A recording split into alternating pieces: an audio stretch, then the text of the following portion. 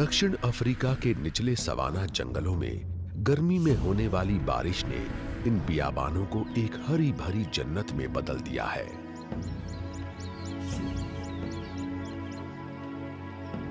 पूरी जमीन सेहत देने वाली हरियाली से ढक गई है और जंगली जीव खूब पल बढ़ रहे हैं।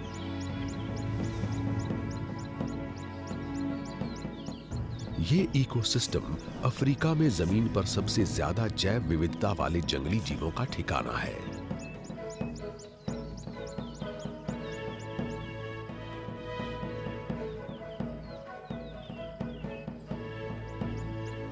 साल के इस समय गर्मी में होने वाली बारिश सुनिश्चित करती है कि यहाँ के सभी गड्ढे और जल कुंड भर जाएं।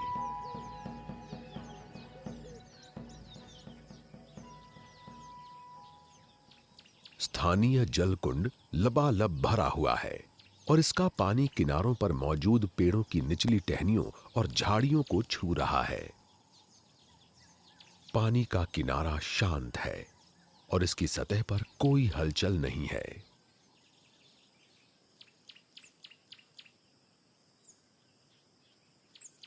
आसपास का जंगल भी खामोश है और लगता है यहां कोई नहीं है।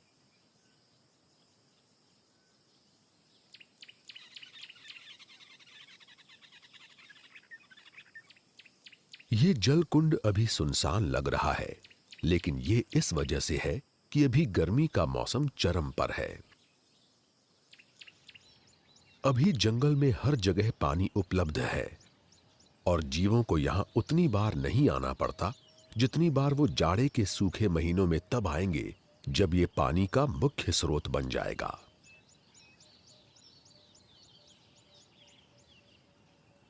ये जल कुंड जीवन देने वाला पानी तो उपलब्ध कराएगा, लेकिन यहां खतरा भी होगा। इस पानी पर निर्भर करने वाले जीव इस जल कुंड के आसपास घूमने वाले शिकारी जीवों का आसान निशाना बन जाएंगे।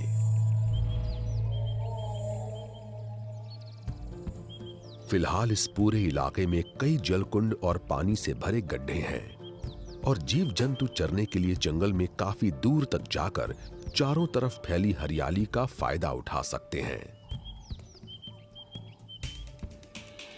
खाने के मामले में ज़ेब्रे हालात के मुताबिक ढल जाते हैं और पेड़ पौधों का कोई भी हिस्सा खा सकते हैं, लेकिन इनकी पसंदीदा हरी भरी घास की अभी भरमार है और ये सबसे अच्छी घास चरते हुए जंगल में धीरे धीरे आगे बढ़ते हैं।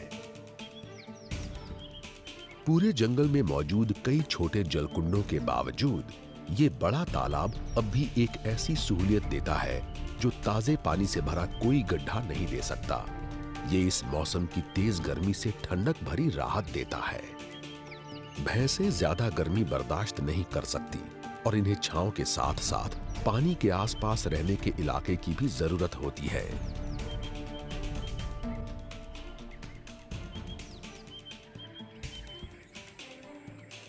नर अक्सर कीचड़ में बैठे रहते हैं, जिससे इन्हें ठंडक तो मिलती ही है, साथ ही ये इनकी खाल के लिए भी फायदेमंद होता है और काटने वाले कीड़े मकोड़ों से भी बचाता है।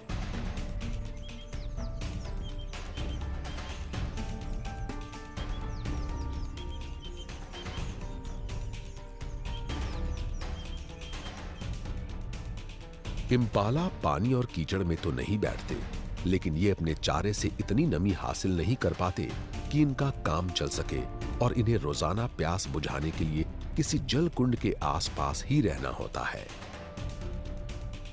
सर्दी में ये हिप्पो होल के आसपास बने रहेंगे और कभी ज्यादा दूर नहीं जाएंगे, क्योंकि ये इनके लिए पानी का अकेला स्रोत होगा।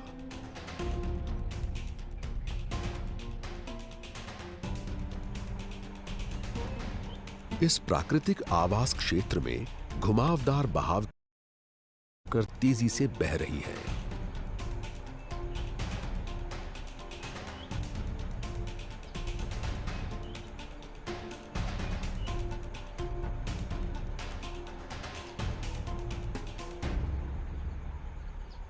जाड़े में पानी का स्तर कम हो जाएगा और कुछ जगहों पर तो यह बिल्कुल गायब हो जाएगा, लेकिन हर साल गर्मी में होने वाली बारिश से यह सुनिश्चित हो जाता है कि सैंड और साबी नदियां यहाँ के जीवों को चाहे थोड़ी मात्रा में ही सही, लेकिन हमेशा पानी उपलब्ध कराती रहे।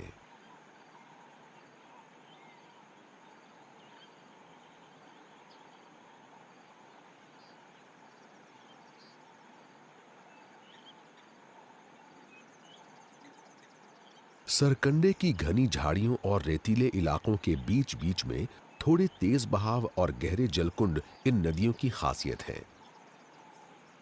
और इससे बनने वाले कई तरह के आवास क्षेत्र में कई तरह के जीव पलते हैं, जिनमें मछलियां, उभयचर और बिना रीढ़ वाले जीव शामिल हैं। यहाँ के हिप्पो के झुंडों के रहने के लिए पूरी तरह भरी हुई नदी बिल्कुल सही है।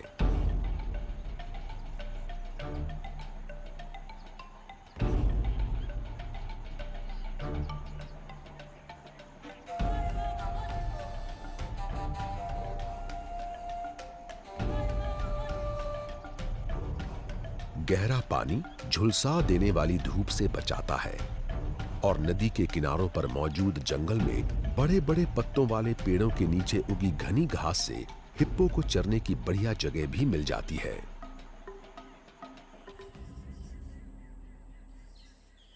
नदी से और आगे मौजूद सवाना का हिस्सा पेड़ों और झाड़ियों से ढका हुआ है। यहां हर तरफ बबूल के पेड़ों के झुंड और मरूला और बुश विलो की घनी झाड़ियां नजर आती हैं, जिससे खाने के स्रोत के लिए पेड़ पौधों पर निर्भर रहने वाले शाकाहारी जीवों के लिए ये चरने की बहुत अच्छी जगह साबित होती है।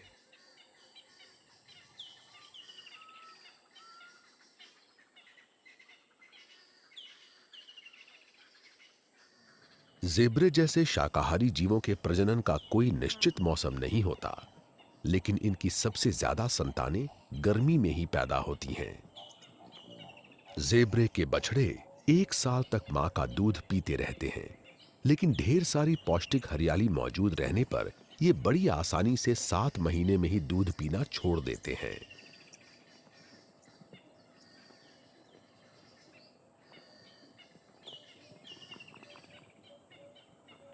शाकाहारी जीवों के पलते बढ़ते झुंडों से उन शिकारी जीवों को भी ढेर सारा भोजन मिलता है, जिन्होंने यहां अपने इलाके कायम कर रखे हैं।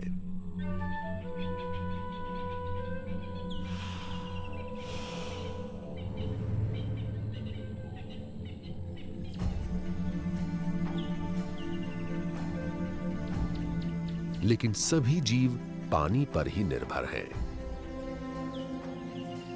इजिप्शियन हंस दक्षिणी अफ्रीका में सबसे ज्यादा नजर आने वाले पानी के परिंदों में से एक है। ये लगभग पूरी तरह शाकाहारी होते हैं और ज्यादातर घास और पानी में उगने वाले पौधे खाते हैं।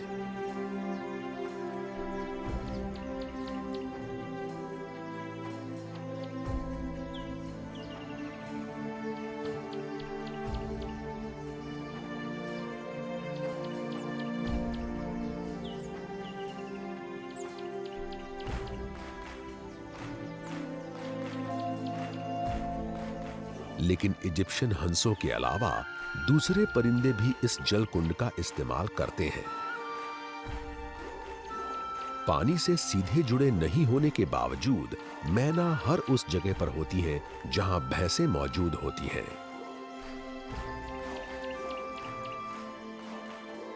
ये छोटे परिंदे सिर्फ बड़े जानवरों की पीठ पर मिलने वाले भोजन से ही पेट भरते हैं। खाल पर पलने वाले परजीवियों, पिस्सुओं और दूसरे कीड़ों से इन परिंदों को पेट भरने का अच्छा जरिया मिल जाता है।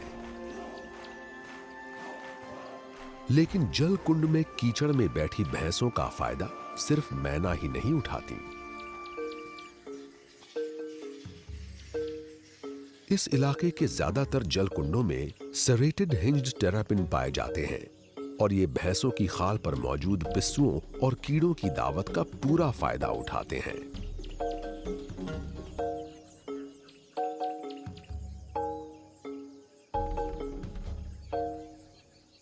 पूरे दक्षिणी अफ्रीका में पानी और उसके आसपास पाया जाने वाला एक और आम सरीसृप नाइल मॉनिटर लिजर्ड है।